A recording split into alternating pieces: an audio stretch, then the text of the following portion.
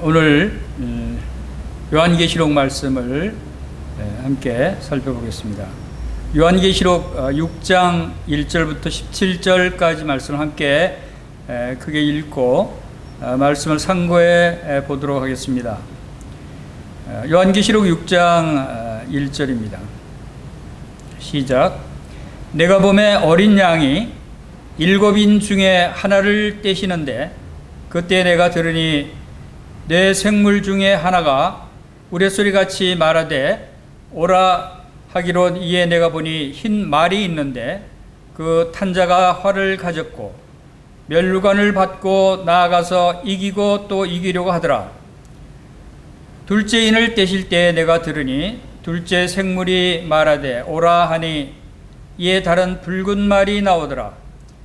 그 탄자가 허락을 받아 땅에서 화평을 제하여 버리며 서로 죽이게 하고 또 큰 칼을 받았더라.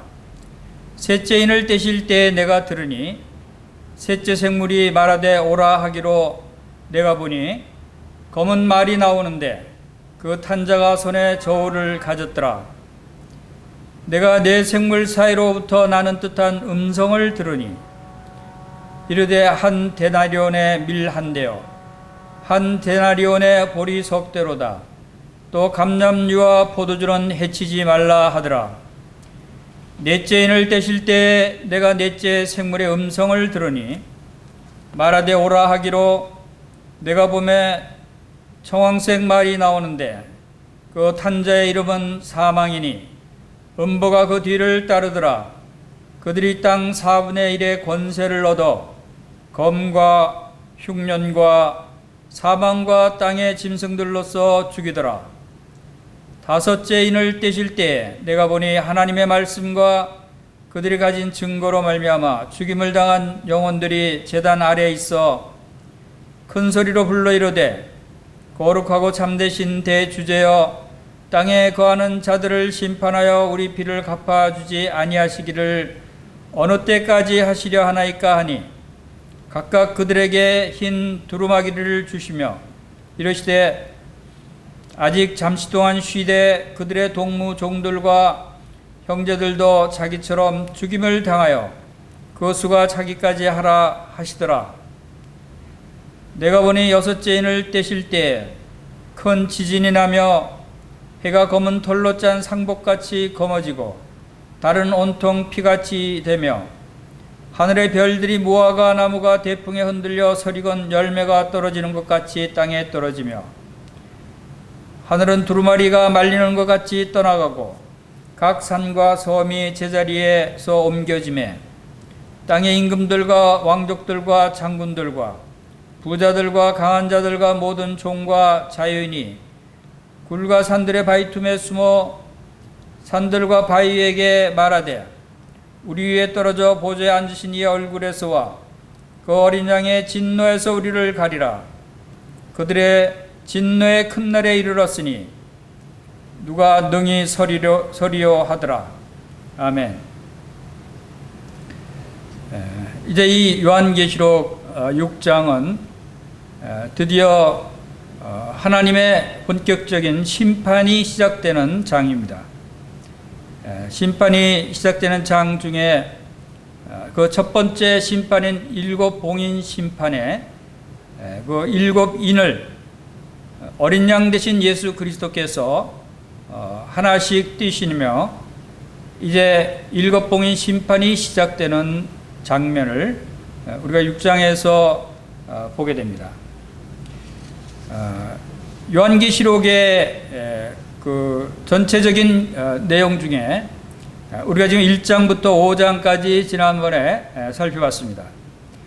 1장은 주님께서 사도 요한에게 계시한 대로 네가 본 것과 이제 있는 일과 장차 될 일을 기록하라 라고 말씀하신 그 내용 중에 네가 본 것은 1장 내용이었고 이제 있는 일에 대해서는 2장과 3장을 통해서 7교회 즉 오늘날의 교회의 모습을 나타내 보이셨고 이제 앞으로 장차 될 일을 기록하라고 말씀하신 부분이 이제 4장부터 22장까지의 말씀인데 그 중에 4장과 5절을 통해서 바로 하나님께서는 예수 그리스도께서 피로 값주고 사신 몸된 교회를 이 환난의 때로부터 피하게 하시고 보호하시기 위해서 하늘로 불러 올리셔서 하늘에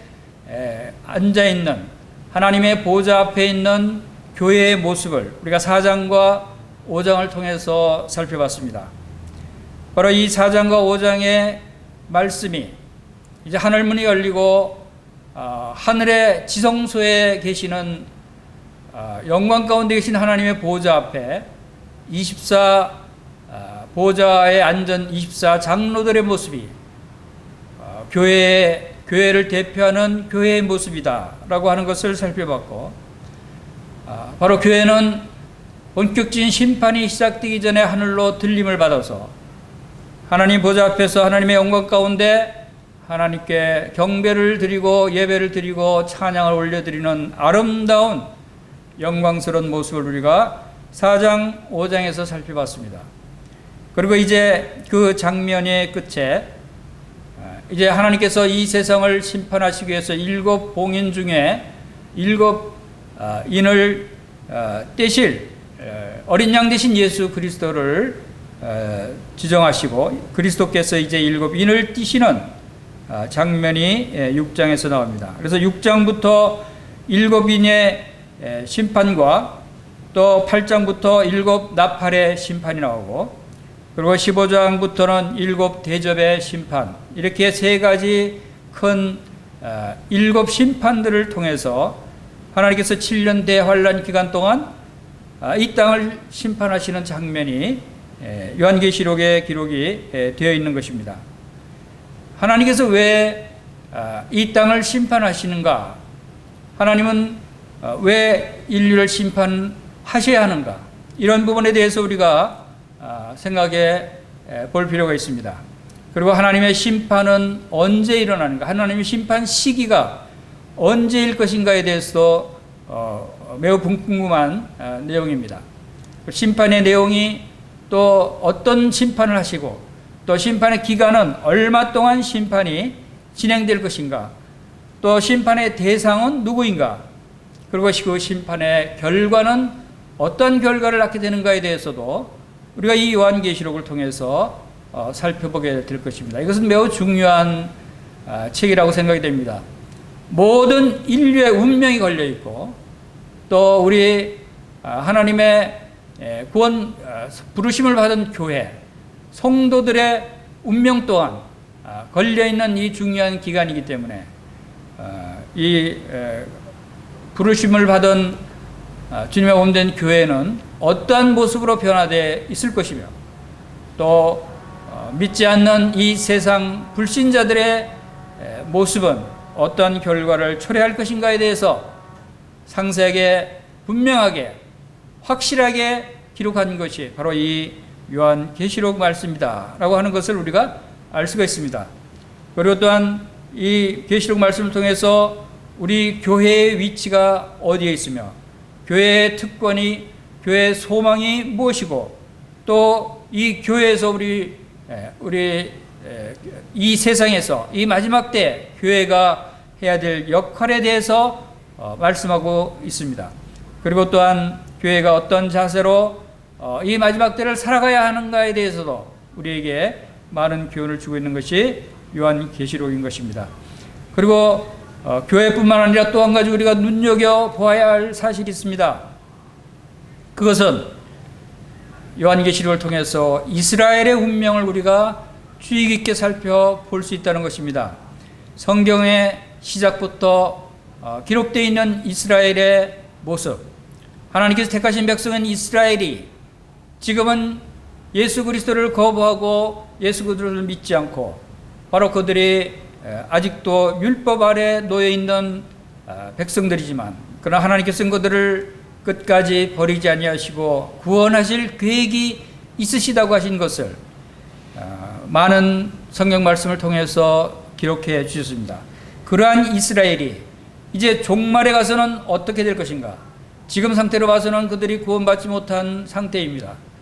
그들이 하나님께로 돌아오지 않은 상태인 것입니다. 끝까지 이러한 상태로 종말을 맞이할 것인가? 아니면 하나님의 계획대로 그들이 회개하고 돌아올 것인가?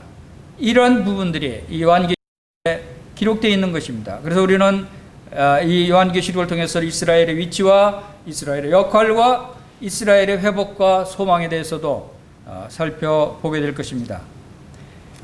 지금은 마지막 때라고 많은 사람들이 이야기하고 있습니다.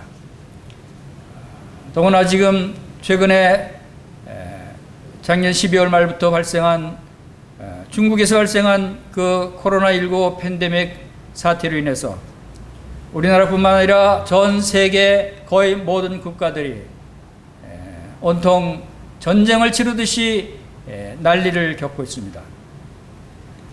이 코로나19 바이러스 사태가 얼마나 심각하게 발전됐는지 참으로 놀라운 일입니다. 어제 현재 전 세계 코로나19 그 확진자 현황이 무려 214개국에서 무려 2,284만 명이라고 하는 사람들이 확진 판정을 받아서 치료를 받고 또 그 가운데 80만 명 이상이 이미 사망했다고 합니다. 참으로 놀라운 숫자입니다. 그래서 우리가 처음에 예상했던 것보다 훨씬 더 심각하게 발전되고 있고 그러나 지금 거의 8개월이 지났지만 여전히 진정될 기미는 보이지 않고 오히려 더 점점 더 확산되어 가고 있는 추세인 것을 볼 때 참으로 간절히 기도해야 될 때라고 생각이 됩니다.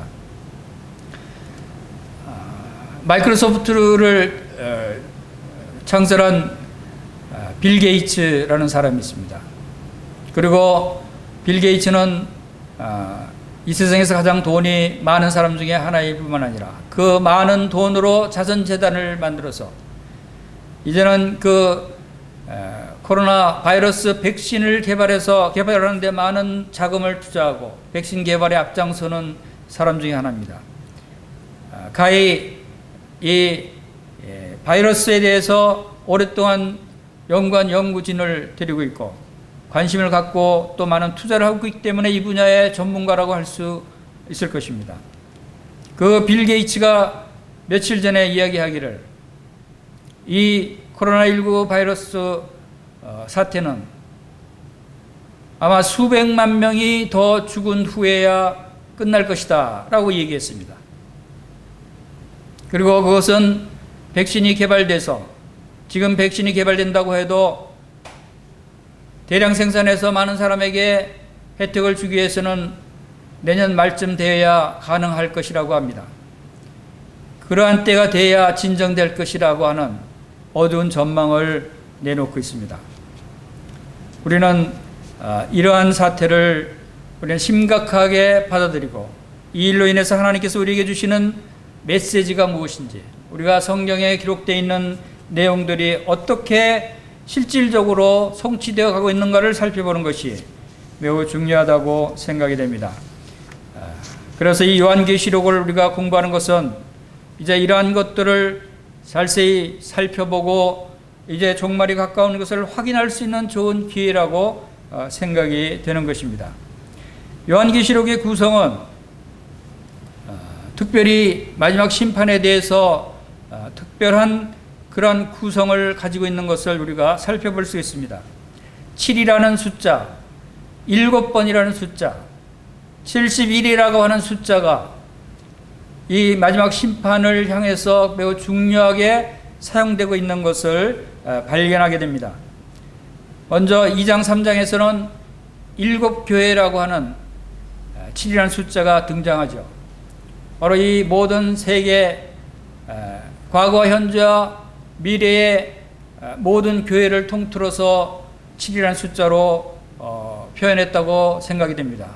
7이라는 숫자는 하나님의 숫자고 7이라는 숫자는 바로 완전한 숫자고 전체를 가리키는 숫자다 라고 하는 의미를 생각할 때 에베소 교회, 서머너 교회, 버가모 교회, 두아디라 교회, 사대 교회, 빌라델피아 교회, 라오디에 교회 같은 7교회가 바로 오늘 모든 교회들을 다 통칭하고 있다라고 생각할 수가 있는 것입니다.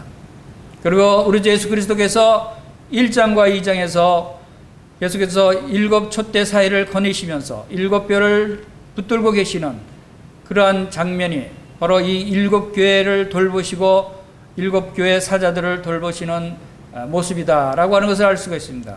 그 7교회가 바로 모든 주님의 몸된 교회를 다 가르치고 있다 하는 것을 살펴볼 수 있습니다. 그리고 이제 오늘부터 살펴볼 6장부터는 이제 심판의 모습이 나오는데, 이 심판의 모습이 놀랍게도 7 봉인의 심판이 있고 또 7 나팔의 심판이 있고 7 대접의 심판이 있다라고 하는 것을 말씀하고 있습니다. 왜 7이 계속 나올까요? 7 봉인의 심판에도 또 7가지 심판이 7 봉인 심판 안에 포함되어 있습니다. 첫째인이, 둘째인, 셋째인, 넷째인, 다섯째인, 여섯째인, 7째인이 7 봉인의 심판에 포함되어 있고, 또 7 나팔의 심판 안에도 첫째 나팔, 둘째 나팔 해서 7째 나팔, 7 나팔이 있고, 7 대접의 심판에도 첫째 대접, 둘째 대접, 셋째 대접, 이렇게 해서 7 대접까지 각각의 7 심판들이 7번의 심판들을 포함하고 있다라고 하는 것을 우리에게 강력하게 나타내고 있습니다. 이것은 하나님께서 완전한 심판을 의미하는 것이고, 심판을 받을 모든 자들에게 임하는 심판이다 라고 하는 것을 의미하고 있는 것입니다. 그리고 구약에서부터 지금까지 계시하시고 나타내 보이신 그러한 예언들을 이루시는 그러한 모습이 이 7 심판에 담겨져 있다는 것입니다. 그것이 왜 이 7 심판이 언제 시작될 것이고 얼마 기간 동안 심판이 지속될 것인가에 대한 관심 또한 많이 있는 것입니다. 그것이 많은 성경학자들은 지금 이 7 심판들이 바로 대환란 기간 동안에 일어날 것이고, 이 대환란 기간은 7년 동안 지속될 것이다 라고 예측하고 있습니다. 그래서 7년 대환란이라고 명칭하고 있는 것입니다. 그럼 왜 7년이라는 숫자가 나올까요? 요한계시록에는 7년 동안 대환란이 있을 것이다 라고 하는 말씀이 나오질 않습니다. 그런데도 불구하고 왜 7년 동안 대환란이 있을 것이라고 이야기할까요? 그것은 이미 하나님께서 다니엘을 통해서 다니엘에게 마지막 때 기한을 정하시고 마지막 때 일어날 일들에 대해서 하나님께서 계시해 주셨어요. 그 계시에 의하면 바로 이 대환란 기간은, 마지막 때 일어날 이 심판의 기간은 7년이 될 것이다. 그 7년이 이루어졌을 때 모든 하나님의 계획이 끝이 난다라고 하는 것을 이미 예언해 주셨다고 하는 것입니다. 우리가 이 예언을 살펴보지 않을 수 없는 것이 앞으로 계속될 이 심판의 기간, 심판의 종류들에 대해서 우리가 이 요한계시록이 바로 이러한 선지자들의 예언을 근거로 하나님께서 말씀하시고 계신다 하는 것을 알 수가 있습니다. 우리는 성경 말씀을 볼 때 바로 하나님의 모든 말씀들이 다 서로 연결이 되어 있고, 이미 하나님의 계획은 창세기부터 요한계시록까지 일관되게 지속되고 그 뜻이 변하지 않고 그 계획이 지속적으로 이어져 오고 있다고 하는 사실을 또 발견할 수 있는 것입니다. 그래서 하나님 말씀은 놀라운 것입니다. 하나님 말씀은 살아있는 하나님의 말씀입니다. 그리고 하나님 말씀은 능력이 있어서 좌우의 날선 검과도 같다고 말씀하십니다. 하나님 말씀은 우리의 영과 혼과 관절과 골수를 찔러 쪼개기까지 하고 우리의 모든 것을 드러내서 밝히 드러내는 이러한 말씀이다 라고 하는 것을 볼 수가 있습니다. 그래서 우리가 이 마지막 때 심판의 기간에 대해서, 심판에 대해서 살펴보기 전에 먼저 우리 다니엘서 말씀을 먼저 보면서 이 대환란의 근거에 대해서 간략하게 살펴보기를 원합니다. 다니엘서 9장 24절입니다. 다니엘서 9장 24절을 함께 찾아보겠습니다. 구약성경 1249쪽에 다니엘서 9장 24절부터 27절 말씀을 함께 읽겠습니다. 봉독해 드리겠습니다. 네 백성과 네 거룩한 성을 위하여 이런 이래를 기한으로 정하였나니 허물이 거치며 죄가 끝나며 죄악이 용서되며 영원한 의가 드러나며 환상과 예언이 응하며 또 지극히 거룩한 이가 기름 부음을 받으리라. 그러므로 너는 깨달아 알지니라. 예루살렘을 중건하라는 영이 날 때부터 기름 부음을 받은 자 곧 왕이 일어나기까지 7이레와 62이레가 지날 것이요 그 곤란한 동안에 성이 중건되어 광장과 거리가 세워질 것이며 62이레 후에 기름 부음을 받은 자가 끊어져 없어질 것이며 장차 한 왕의 백성이 와서 그 성읍과 성소를 무너뜨리려니와 그의 마지막은 홍수에 휩쓸림 같을 것이며 또 끝까지 전쟁이 있으리니 황폐할 것이 작정되었느니라. 그가 장차 많은 사람들과 더불어 한 이레 동안에 언약을 굳게 맺고 그가 그 이레의 절반에 제사와 예물을 금지할 것이며 또 포악하여 가증한 것이 날개를 의지하여 설 것이며 또 이미 정한 종말까지 진 황폐하게 하는 자에게 쏟아지리라 하였느니라 하니라. 아멘. 자, 이 말씀은 다니엘의 기도를 들으시고 하나님께서 다니엘에게 계시하신 말씀입니다. 그런데 여기에 24절에서 네 백성과 네 거룩한 성을 위하여 이런 이레를 기한으로 정하였나니 하고 바로 70이레를 기한으로 정했다라고 하는 말씀을 보게 됩니다. 이 71이라고 하는 말씀이 바로 마지막 때까지 기한을 말씀하고 있는 것입니다. 그리고 정해놓고 또 그 기간 동안에 무엇을 하시고자 하시는 것을 말씀하시는데 허물이 그친다 그랬습니다. 죄가 끝난답니다. 죄악이 용서된다고 합니다. 영원한 의의가 드러나고 환상과 예언이 응한다고 말씀하시고 또 지극히 거룩한 이가 기름 부음을 받으리라. 이것은 하나님께서 우리를 얼마나 사랑하시는지, 하나님께서 우리를 사랑하셔서 이제 기한을 정해서 우리 죄 가운데 있는 우리를 구원하시기 위해서 우리의 허물을 그치게 한다. 기한을 정해놓고 그리고 죄가 끝나게 하겠다. 그리고 죄악이 용서되게 하겠다. 바로 우리의 죄를 용서하시고 우리 죄가 끝나게 하실 계획을 기한을 정해놓고 행하신다는 것입니다. 그리고 영원한 의의가 드러나고 환상과 예언이 성취된다. 그동안 수많은 선지자들을 통해서 예언해왔던 메시아 구원자에 관한 그러한 예언이 드디어 응한다, 성취된다라고 하는 것을 말씀하십니다. 그것이 바로 지극히 거룩한 이가 기름 부음을 받는 일로 시작된다는 것입니다. 지극히 거룩하신 이가 누굽니까? 지극히 거룩하신 이는 하나님이십니다. 그 하나님께서 이 땅에 오셔서 하나님의 아들로 이 땅에 오셔서 기름 부음을 받을 것이라고 하는 것입니다. 기름 부음을 받는다는 것은 바로 부르심을 받은 자들에게 주는 바로 구원자 메시아 그리스도를 의미합니다. 기름 부음을 받은 자는 그리스도입니다. 메시아입니다. 이 세상을 구원하실 자를 보내신다는 것입니다. 그런데 그분이 바로 지극히 거룩하신 분이라는 것입니다. 말씀이 육신이 되어 이 땅에 오신 하나님이 바로 기름 부음을 받으시고 이 땅에서 허물을 거치하고 죄를 없애하고 용서하신다고 하는 것을 말씀하고 있는 것입니다. 얼마나 놀라운 계획이십니까? 얼마나 놀라운 하나님의 뜻입니까?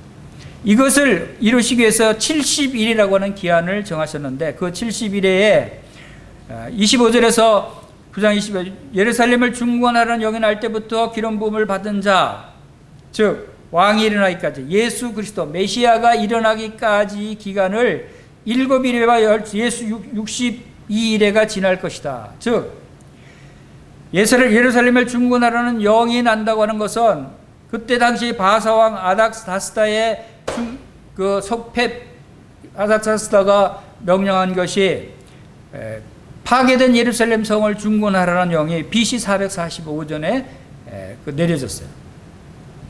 그 명령이 내려지고 나서 7일에와 62일에가 지난다고 하는 것은 여기서 한 일이라고 하는 것은 보통 일에는 이제 7일을 얘기합니다.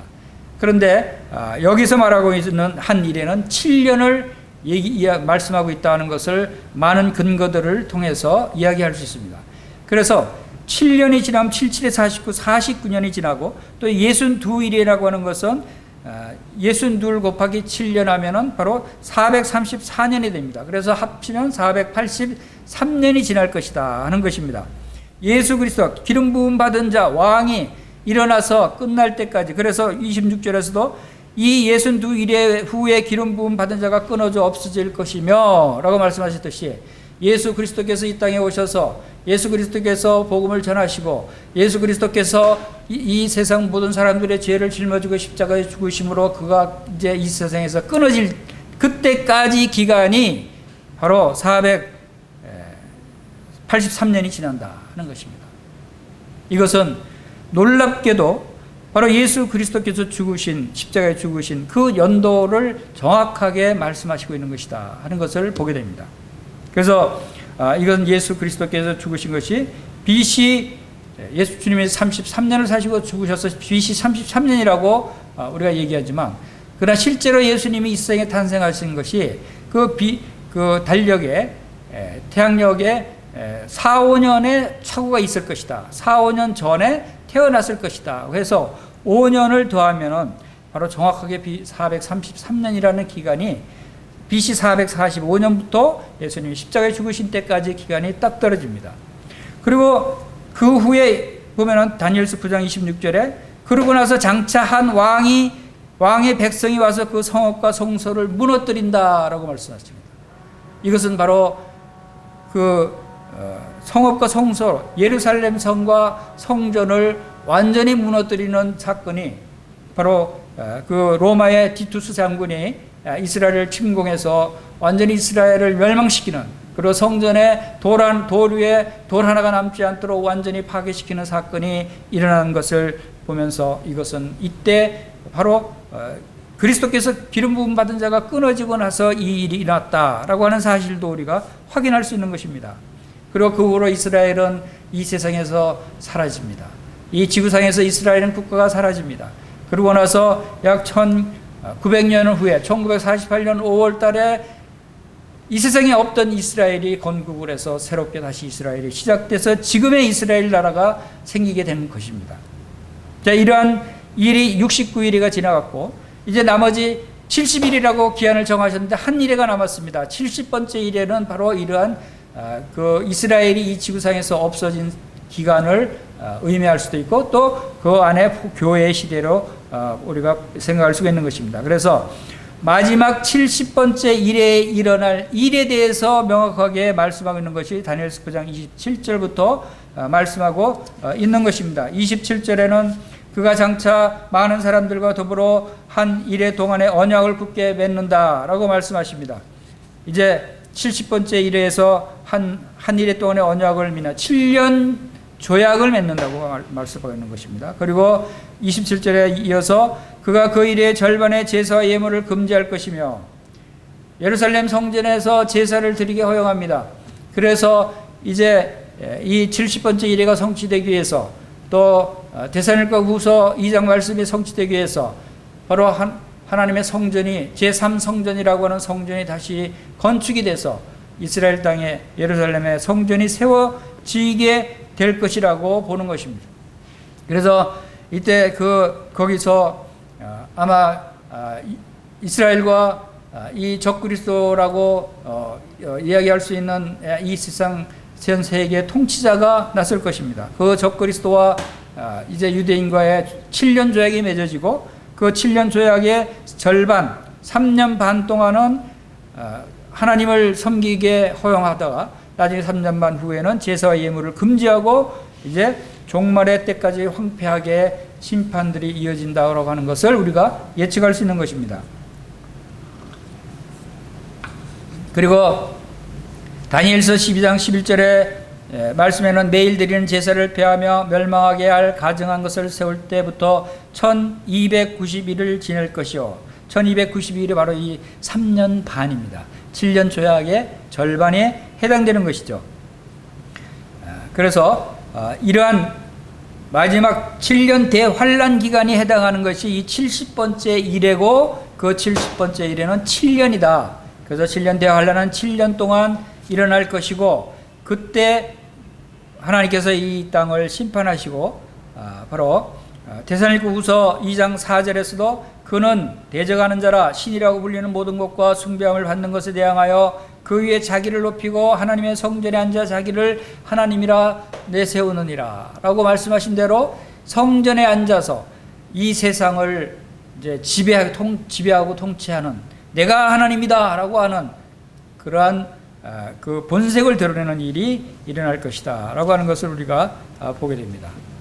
놀라운 것은 하나님께서 이런 계획을 세우시고 이런 계획을 세우신 목적에는 바로 우리의 죄를 용서하시고 우리 허물을 거치게 하시고 영원한 의를 드러나게 하시기 위해서 예수 그리스도 기름 부음 받은 자를 보내시고 그분을 통해서 모든 죄를 용서하실 계획까지 여기에 포함하시고 그 일을 다 이루신 후에 믿지 않는 이 세상 사람들을 심판하실 적그리스도가 등장하게 돼서 이 세상이 이제 완전히 멸망하게 될 계획이 이미 다니엘서 70일의 예언을 통해서 말씀하신 내용들이고 그 후에 또 많은 선지자들을 통해서 간헐적으로 부분적으로 예언해 오셨던 그 내용들이 이제 요한계시록에 와서 집약돼서 이제 자세히 말씀하고 있는 것입니다. 이 요한계시록은 성경 전체의 요약이라고 말씀드렸습니다. 성경 전체의 내용들을 집약해서 요약해서 그 결론적인 종말적인 이야기들을 우리에게 분명하게 나타내 보이시는 것이다 라고 하는 것을 알 수가 있습니다.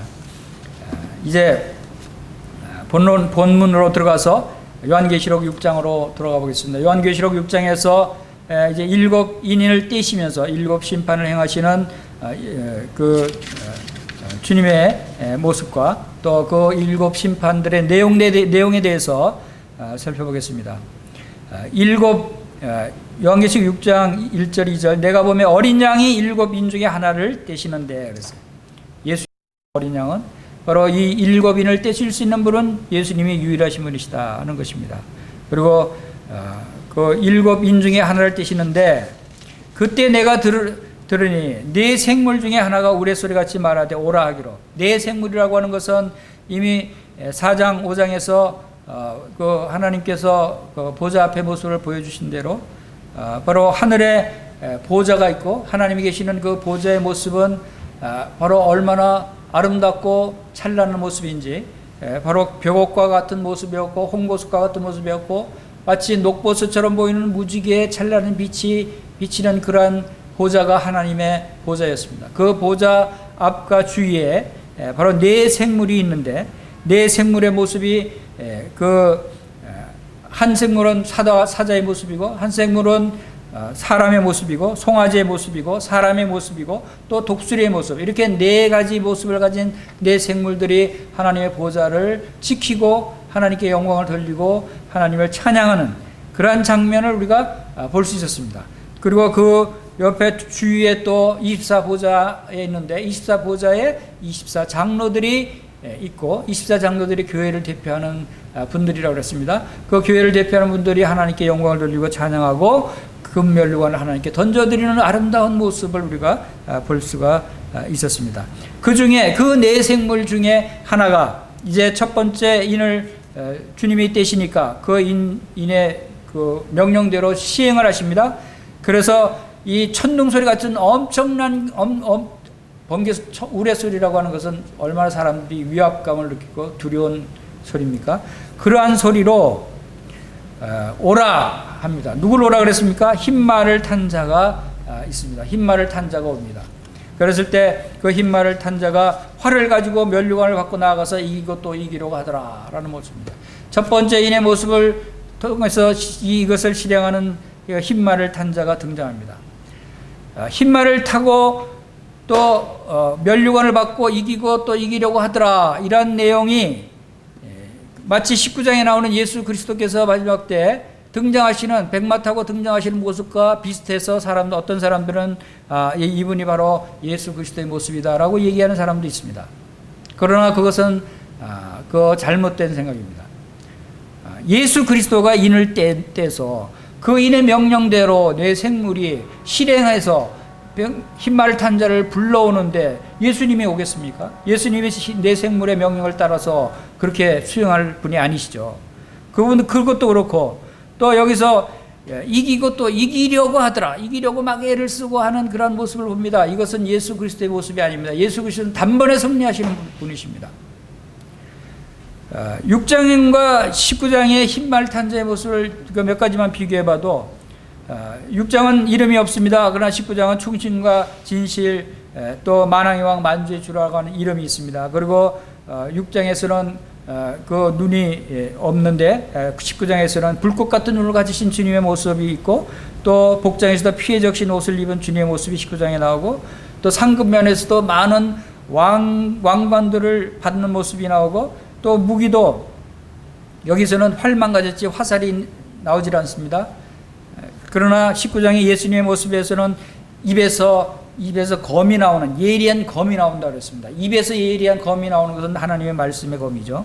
바로 이러한 이 여러 가지 측면에서 바로 예수 그리스도는, 6장에 나오는 분은 예수 그리스도가 아니고 이 그 적그리스도의 역할을 행하게 하는, 바로 하나님의 그 명령을 수행하는 그러한 인물이다라고 하는 것이고, 예수 그리스도는 아니다라는 것이 더 맞는 말씀인 것 같습니다. 자, 그래서 이제 이 흰말을 탄 첫 번째 인을 타고 뛰었을 때 나오는 흰말을 탄 이자의 역할은 무엇인가 하면은, 화살이 없는 활이라고 하는 것은 바로 거짓 평화를 주는 것은 거짓 평화를 나타낸다고 볼 수가 있습니다. 전쟁 없이 정부를 수립하고, 또 이러한 그 거짓된 그러한 평화 조약을 체결하는 그러한 모습을 나타내고 있습니다. 그리고 면류관이라고 하는 것도 자기가 차지하려고 하는 그러한 면류관, 이기고 또 이기려고 하더라. 이것도 인간의 습성을 보게 됩니다.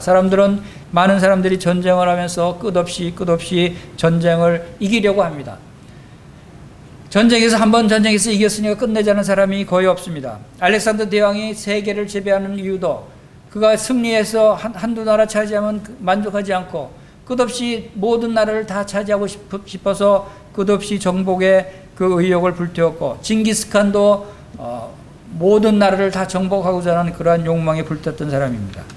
이러한 인간의 욕망을 나타내는 것이 바로 흰말을 탄 자다라고 하는 것을 우리가 여기서 보게 됩니다. 그리고 이 사람은 아마도 이 7년 대환란 초반에 그 적그리스도가 등장해서 이스라엘과 7년 거짓 평화조약을 체결해서 평화를 만들려고 하는, 처음에는 평화롭게 전 세계 모든 사람들이 평화롭게 지내고자 하는 그러한 계획을 하고 있는 그러한 역할을 하는 적그리스도일 것이다 라고 보여지는 것입니다.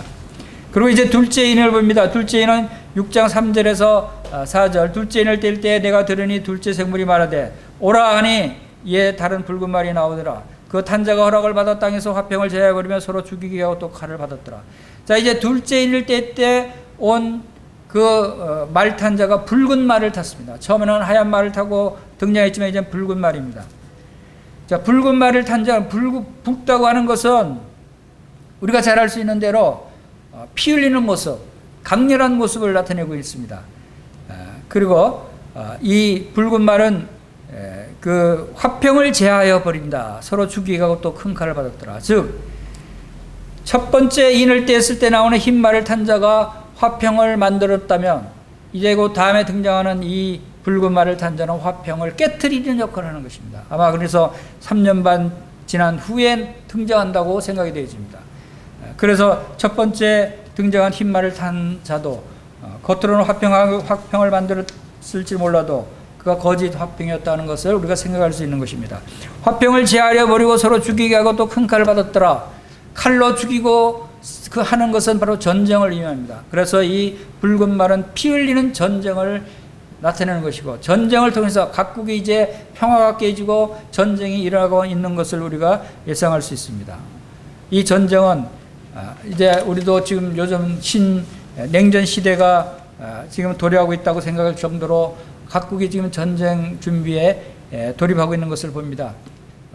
미국도 우주군을 창설했습니다. 우주 전쟁, 우주에서 전쟁을 하게 되는 우주 전쟁을 준비하고 있습니다. 그래서 미 국방부에는 우주 방위 사령부가 새로 생겼습니다. 그리고 세계 핵무기 보유한 국가 중에 미국이 6,800개, 러시아가 7,000개, 중국이 270개, 영국이 115개, 북한이 무려 지금 60개, 아마 곧 100개 정도 보유할 것이라고 예측하고 있을 정도로 많은 나라들의 핵무기가 엄청나게 많이 있고, 이러한 전쟁에 돌입하게 된다면 그들이 사용할 수 있는 무기가 핵무기일 것입니다. 또 생화학 무기일 것입니다. 북한이 보유하고 있는 생화학 무기가 무려 5,000톤이라고 하는 100여 개의 핵무기에 5,000톤의 생화학 무기를 보유하고 있는 북한의 그런 그 전력이 세계 3위 정도 된답니다. 엄청난 끔찍한 일입니다. 그러한 나라가 지금 우리 바로 옆에서 서울을 불바다로 만들겠다, 남한을 불바다로 만들겠다고 하는 위협을 하고 있는 나라가 바로 이렇게 끔찍한 무기들을 보유하고 있다고 하는 것은 참으로 불행한 것입니다. 이러한 일이 언제 일어날지 모르는 것입니다. 바로 이러한 둘째 붉은 말이 바로 이러한 전쟁을 일으켜서 이 마지막 때는 본격적으로 이 핵전쟁이 터질 수 있다라고 하는 것을 우리가 볼 수가 있습니다. 바로 이 전쟁은 인간의 탐욕으로 인해 발생하는 것입니다. 인간의 힘을 자랑하고 자기가 살기 위해서 남을 죽이고자 하는 이런 악에 대한 하나님의 심판이다라고 하는 것을 생각할 수 있고, 자, 이제 셋째 인을 보겠습니다. 셋째 인은 검은 말이 나옵니다. 5절에서 6절 사이에 셋째 인을 떼실 때 내가 드리니 셋째 생물이 말하되 오라 하기로 내가 보니 검은 말이 나오는데 그 탄자가 손에 저울을 가졌더라. 내가 네 생물 사이로부터 나는 뜻한 음성을 들으니 이르되 한 데나리온에 밀 한 대여 한 데나리온에 보리 속대로 돼 또 감람류와 포도주는 해치지 말라 하더라. 검은 말은 그 색깔이 검은색이라고 하는 것은 우리가 좋은 의미가 아닌 것입니다. 검은색은 죽음을 나타내는 것입니다. 장례식장에 검은 넥타이 메고 검은 양복을 입고 가는 이유가 이 검은색은 죽음을 의미하는 것입니다. 바로 이 죽음, 황폐와 기근, 바로 이러한 것들은 전쟁 후에 이어지는 그러한 그 일들이죠. 이 황폐와 기근이 발생한다는 것은 전쟁 후에 따르게 되는 일이다라고 하는 것을 우리가 보게 됩니다. 이 기근이라고 하는 것은 많은 사람들이 왜 하나님께서 이 전쟁으로 심판하시고 기근으로 심판하시고 하나님께서는 왜 이러한 질병과 온역으로 심판하시는가 하는 그러한 것들을 우리가 생각해 볼 때 바로 전쟁은 인간의 탐욕과 욕심과 또 자기가 살기 위해서 남을 죽이고자 하는 그러한 악한 동기로부터 발생됐다면, 또 이제 기근을 통해서 심판하시는 것은 하나님께서 우리 인간의 그 탐욕, 우리 인간의 지금 얼마나 많은 사람들이 부를 축축하고 돈을 사랑하고 재물을 모으기 위해서 노력하고 돈이면 모든 것이 된다고 하는 그런 부요함, 평안함 이런 것을 추구하는 것이 바로 인간의 탐욕이고, 탐심은 바로 우상 숭배라고 말씀하셨듯이 이러한 것들로 인해서 인간이 하나님을 찾지 않습니다. 인간이 하나님을 버리는 이유도 바로 돈을 사랑하기 때문에, 하나님보다 돈을 사랑하고 하나님보다 재물을 더 사랑하기 때문에 그들이 하나님께로 돌아오지 않고 하나님을 떠나는 것입니다. 이런 것들에 대한 보상이라고 생각이 됩니다. 바로 얼마나 우리가 추구하고 있는 부유함과 돈과 재물들이 얼마나 헛된 것인가, 이런 기근을 당해보면, 전쟁을 통해서 이렇게 기근을 당해보면 그들이 알 수 있을 것이라고 생각합니다. 바로 한 데나리온에 밀 한 대 받게 되는 엄청난 인플레이션이 전쟁 후에 기근에 발생한다는 것입니다. 원래 한 데나리온에 밀 10대를 살 수 있었다고 합니다. 그런데 그 밀 10대를 살 수 있는 것이 이제 한 대밖에 못 산다 하면 10배나 오른 것입니다. 1000%의 인플레이션이 발생하는 상황이 되는 것입니다. 이러한 것을 겪게 되면서 사람들은 얼마나 많이 돈이 많았고 재물이 많았고 식량이 많았고 하는 것들이 얼마나 허무했던가, 얼마나 잘못됐던 것을 깨닫게 될 것이라고 생각이 됩니다.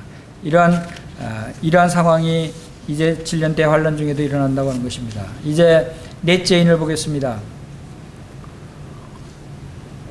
넷째 인은 청황색 말이 나옵니다. 넷째 인을 뗄 때 7절 8절 내가 넷째 생물의 음성을 들으니 말하되 오라 하기로 내가 보면 청황색 말이 나오는데 그 탄자의 이름은 사망이니 음부가 그 뒤를 따르더라.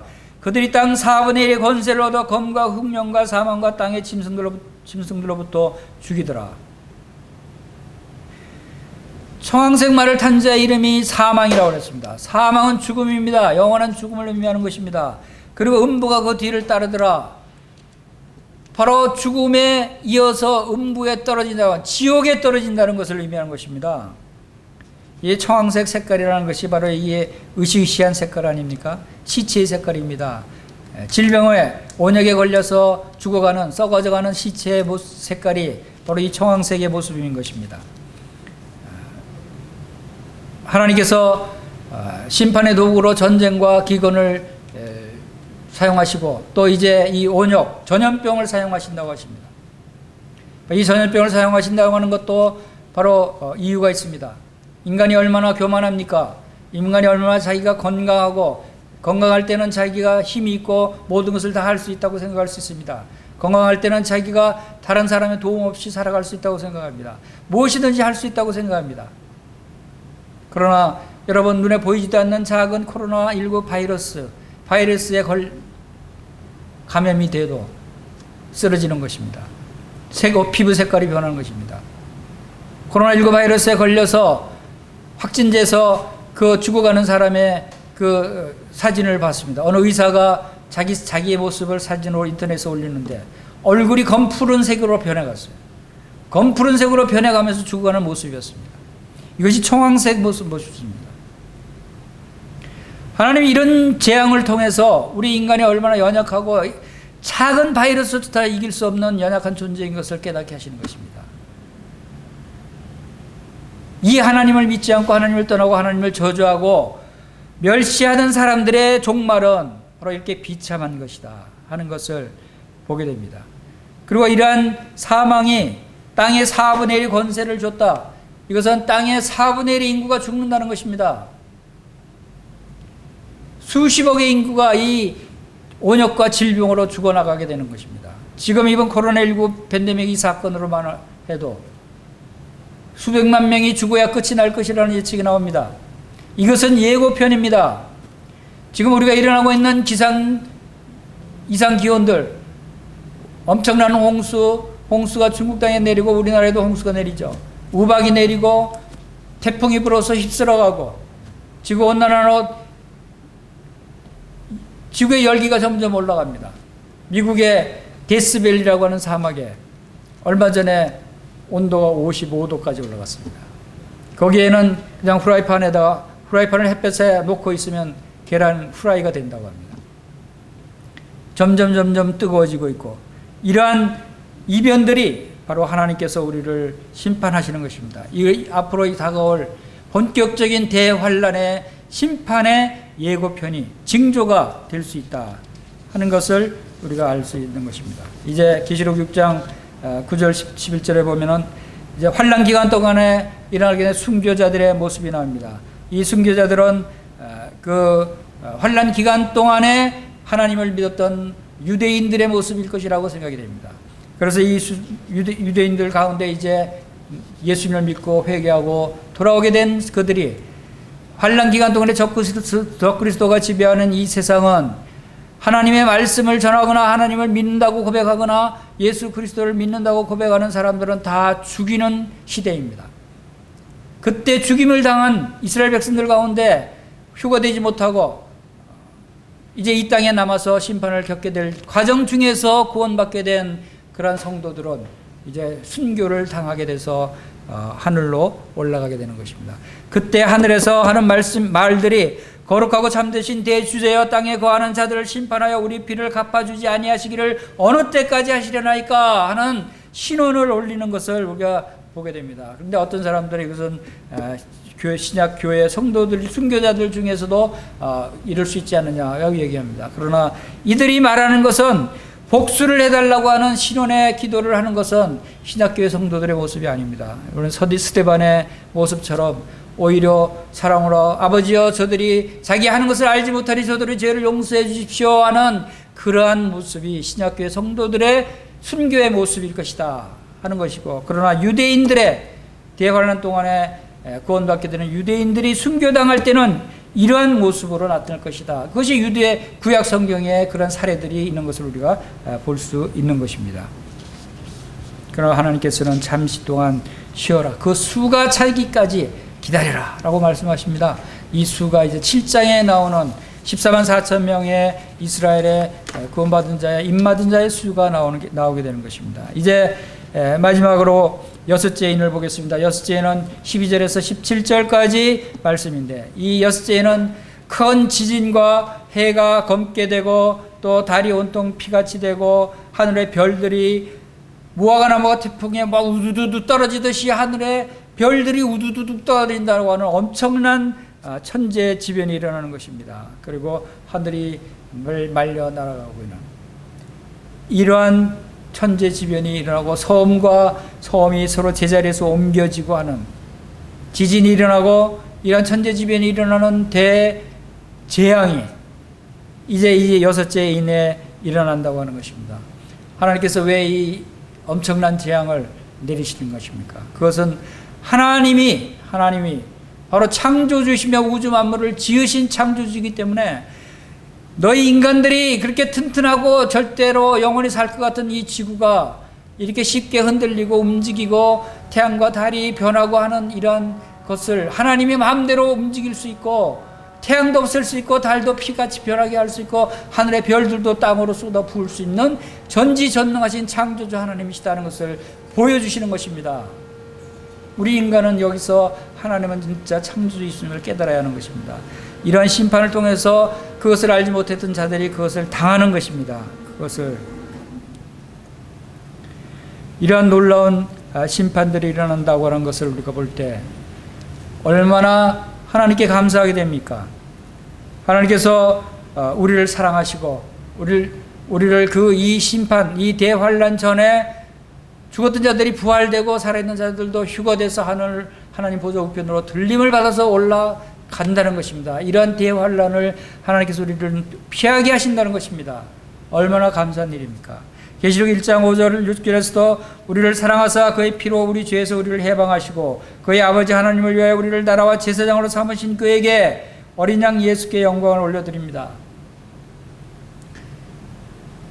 예수 그리스도께서 피로 우리를 사셔서 자기 피로 우리를 사셔서 하나님께 드리셨어요. 그리고 하나님께서는 우리를 예수의 피로 산 우리를 하나님의 나라로 삼으셨어요. 그리고 하나님을 예배하는 제사장으로 삼으셨어요. 그런 우리를 이 대환란에 심판을 하시겠습니까? 절대로 그럴 뿐이 아니십니다. 우리는 이 대환란 이전에 우리는 들림을 받아서 하늘에서 제사장 역할을 하고 있는 것입니다. 그것이 4장 5장에 보여주신 것입니다. 할렐루야, 정말 하나님께 감사를 드립니다. 예수 그리스도께서 이 일을 위해서 우리를 구원하시기 위해서 어린 양이 되신 것입니다. 여기 계시록에 나타나는 어린 양이 얼마나 많아, 예수님이 예수 그리스도의 이름 대신에 어린 양으로 얼마나 많이 나타나고 있습니까? 이것이 바로 우리를 사랑하시기 위해서 자신이 어린 양처럼 희생 제물이 되어서 죽지 않았느냐? 내가 너희들을 위해서 내가 어린 양의 희생 제물로 십자가에서 모든 피와 물을 흘리고 다 흘리고 너희들을 위해서 죽지 않았느냐? 그러한 일을 통해서 죄사함을 받고 나를 믿으면 은혜로 내가 구원해서 하늘로 들림을 받게 해주겠다, 구원해 주겠다라고 하신 그 약속을 했는데도 불구하고 돌아오라, 믿기만 해라, 은혜로 구원해 준다. 그런데도 불구하고 믿지 않고 거부하고 예수님을 십자가에 못 박고, 그럼에도 불구하고 이 세상 가운데 사탄을 쫓아가고 적그리스도를 쫓아 이 세상 부귀영화만 추구하고 돈을 사랑하고 재물을 사랑하고 이 세상을 사랑했던 사람들에게는 더 이상 핑계댈 것이 없다. 너희들을 내가 심판할 수 있는 근거가 바로 어린 양이다 라고 나타내 주시는 것입니다. 일곱 봉인 심판을 띠시는 분이 어린 양이십니다. 하늘 땅의 모든 권세를 받으시고 심판의 고난까지 받으시고 이제 심판을 집행하시는 어린 양 예수 그리스도. 여러분, 이 예수 그리스도를 믿으시기 바랍니다. 예수 그리스도를 믿으시고 여러분이 하나님께로 돌아올 때 여러분은 이 대환란 하나님의 마지막 때 심판을 피할 수 있는 것입니다. 아직도 시간이 있습니다. 아직도 구원의 날이고 아직도 은혜의 날입니다. 여러분들이 예수를 믿고 하나님께로 돌아올 수 있는 시간이 아직 있습니다. 하나님께서 기한을 정해놓으셨는데 그 기한이 아직 끝나지 않았습니다. 여러분이 아직 끝나지 않은 기한 안에 하나님과 예수 그리스도를 믿고 하나님이 천지를 창조하신 놀라운 하나님이시다는 것을 믿고 예수님께로 돌아오면 여러분들도 하나님의 자녀가 되고 하늘에 영원한 생명을 얻게 되는 것입니다.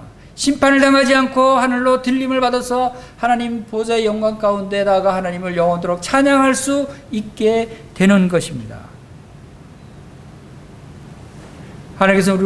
하나님은 우리를 사랑하셔서 아무도 멸망하지 않고 다 회개하게 이르기를 원하시는 것입니다. 그래서 지금도 오래 참고 계시는 것입니다. 지금도 당장 심판하실 수 있지만 지금도 참고 기다리시고 있는 것이 여러분들이 아무도 멸망하지 않게 하기 위해서 모든 사람이 구원을 받으며 진리를 아는데 이르기를 원하시는 그 하나님의 사랑이 지금도 여러분들이 돌아오기를 기다리고 있는 것입니다. 그러나 때가 되면, 기한이 되면 이제 도둑같이 오신다고 그랬습니다. 도둑같이 오면 이제 모든 사람들이 다 이러한 엄청난 재앙의 심판을 받게 되는 것입니다. 그러나 이러한 재앙의 심판을 받는 사람들이 여기 계시록 6장 15절 16절 말씀대로 땅의 임금들과 왕족들과 장군들과 부자들과 강한 자들과 모든 종과 자유인들이 굴과 산들의 바위 틈에 숨어, 아니 왜 이런 사람들이 굴과 산들의 바위 틈에 숨어 있습니까? 왜 임금과 왕족들이 궁정에 있지 않고, 왜 장군과 부자들이 좋은 의리의리한 대궐 같은 아파트와 집에 있지 않고 산속에 바위 틈에 숨어서 바위들로 제발 우리를 좀 가려달라고 이렇게 애원하고 있습니까? 그들이 지금까지 쌓아올린 궁정이, 이 세상 부귀영화가 그들을 지켜주지 못하는 것을 알았기 때문입니다. 그들이 궁정이 불타고 파괴되고 산산조각이 나는 것을 그들이 보았기 때문입니다. 그래서 차라리 굴과 산 속에 들어가서 바위 틈에 숨어서 제발 바위와 산들아 우리에게 위에서 그들이 하늘을 본 것 같아요. 하나님이 그들에게 하나님 보좌를 보여주신 것 같아요. 보좌에 앉으시니 얼굴에서와 어린 양의 진노에서 우리를 가려줘라. 제발 좀 가려줘라. 도저히 볼 수 없어요. 이 장면이에요. 그들의 진노에 큰 날이 이르렀으니 누가 서리요? 아무도 설 수 없다는 것입니다. 어린 양의 진노가 이렇게 무서운 것입니다. 하나님의 심판이 이렇게 무서운 것입니다. 여러분들이 이 세상에서 아무리 초롱 같은 성을 쌓고 많은 재물을 쌓고 이 세상에서 많은 부귀영화를 누린다고 할지라도 심판 때는 다 산산조각이 나서 없어지는 것입니다. 오직 예수 그리스도 그분만이 우리의 산성이요 우리의 바위요 우리의 피할 요새이십니다. 예수님께 피하시기 바랍니다. 지금 피하시기 바랍니다. 기한이 끝나기 전에, 기한이 오기 전에 여러분들 지금 은혜의 날에, 구원의 날에 여러분들 예수님께 오셔서 예수님께 피하시기를 간절히 축원합니다. 감사합니다.